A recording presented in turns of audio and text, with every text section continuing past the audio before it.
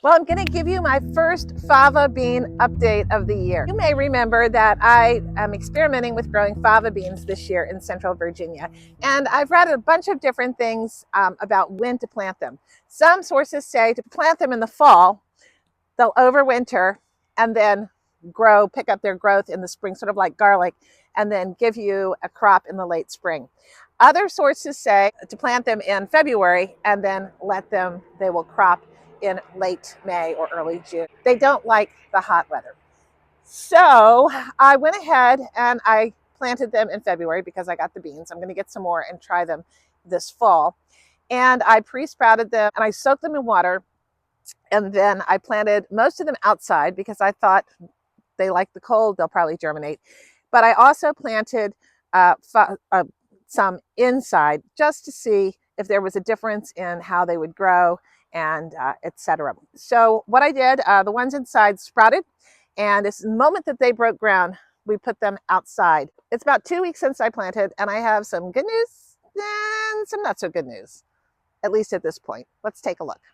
All right, this is where I planted the fava beans outside, and what do you see? Nothing. Actually, all I see are old, these are parsnips that are just starting to grow again. So that's a bummer. None of the ones that I planted outside grew. And I think that is because we had 2 nights where it got really sustainedly cold for a long time, soon after I planted them. And I think maybe that did end those little sprouts, sadly. However, here are the beans that were sprouted indoors. And as you see, they are doing very well. They are growing just fine. Now this one, I'm not sure really what's going on with that one. Maybe that's one that I actually had planted earlier and it's finally sprouting. I don't know. So we have 1, 2, 3, 4, 5, 6 beans.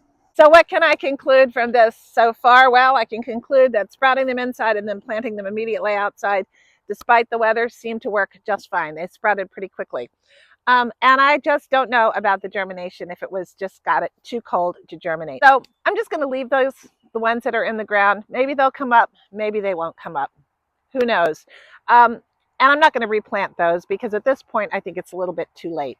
So I'm going to go ahead and try it in the fall and see how they do, if they do any better in terms of germination and growth and productivity if planted in the fall to overwinter. I suspect that's probably the way to go here in Central Virginia. In the seed catalog that I got them from, Southern Exposure Seed Exchange, which is based here in Virginia and specializes in seeds that are well adapted to the Middle Atlantic and Southeast, they do say that Virginia is kind of the dividing line. And I am just at the border between zone 7A and 7B, literally on the border. So I suspect that it's a little bit warmer here. And I suspect also that that sudden cold is what really did those little, because they had already sprouted. And since we had such deep cold for overnights that got down to like 20, 23 degrees, I think that probably did them in. Why do I think that? I think that because also the peas that I planted at the same time that had pre-sprouted are not growing. So I think that just the timing of when I put all that into the ground and then the sudden return of very super cold nights probably has impacted. But I'll be replanting my peas anyway. All right, so I'll give you more fava bean updates. We'll see how these plants grow and what they produce and if it's something worth doing or not. I always like to experiment in the garden, and my channel, I always show you the good, the bad, and the ugly. Whether it's, whether I have success or failure, and hopefully you can grow along with me and learn along with me. Thank you so much for watching. Take care. Bye.